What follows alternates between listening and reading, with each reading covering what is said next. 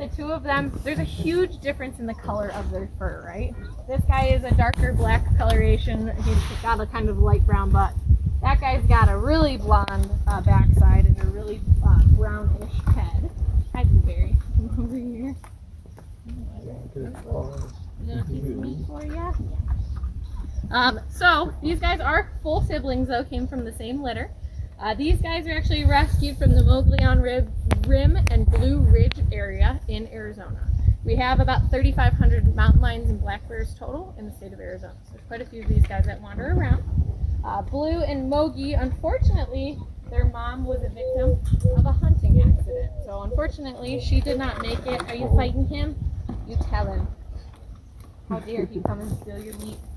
There you go, unfortunately, Mom ran up to Hunter. He was walking around. He didn't realize he got in between a brand new mama bear and her cubs. She charged him because that's pretty much the only time that a black bear is ever going to really charge you is if they're protecting something, whether it be cubs or food. And unfortunately, it was cubs this time, and he did kill her. He was protecting himself. It happens, but unfortunately it resulted in 2 black bears that were only a couple months old at that point, needing to fend for themselves. Fortunately, that hunter, even though it is illegal to kill mama bears in the state of Arizona while they are currently with babies, he did report himself to Game and Fish that this was the incident that occurred. And fortunately, they were really cool about it. They came out and they collected Mogi and Blue, and they were going to rehab and release them, but at that point it had been just such a traumatic experience. They actually had to get them climb up a tree, get them out of the tree, that their releasing candidacy was basically 0. So they came to a facility where they were going to spend the rest of their lives, be educators for their species. Ambassadors is what we call them.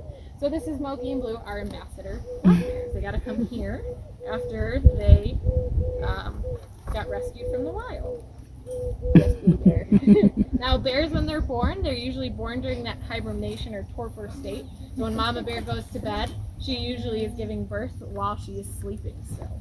She gives birth to a bear about the size of a stick of butter, about a half a pound. That's how big they are.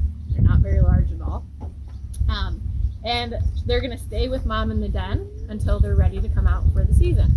Like I said, these guys just started getting up. Actually, Mogi finally started waking up about a week ago. We finally started getting him out, seeing him out of his den more often. Blue's been out for about a month hanging out.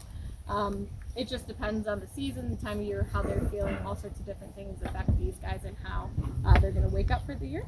So Mogi and Blue, though, they just started getting up. So we are feeding them bland diets right now, and they'll start getting into different foods. They're omnivores. I'm feeding them meat right now, but that's just because I don't have any grapes or any fruits or vegetables to give them as well. They would eat carrots, avocado, grapes. They eat dog food. They eat bear chow. They eat all sorts of different stuff. Do you guys have any questions about them? How old do they live to be? These guys currently are 5, and they'll probably live into their late 20s. Usually 30 is pretty good for a black bear. Not much older than that. These are so cute. They're only 5 though, so they've still got a lot of growing to do and a lot of life to live. You hear them huffing at each other. So bear communication is chattering their teeth, huffing, blowing air like you guys are hearing. So if you ever hear a bear make those noises at you, not a good thing. You don't want that to happen. But they're just telling each other off because it is currently their season of waking up, so their food is really important to them right now. So they're basically trying to tell each other, this is my food right now, you can't come get it anymore. They have a very large pond structure in the habitat next door. This is just their den habitat. The entire next door habitat is theirs, and it has a very large swimming pool for them. They get to go swim in.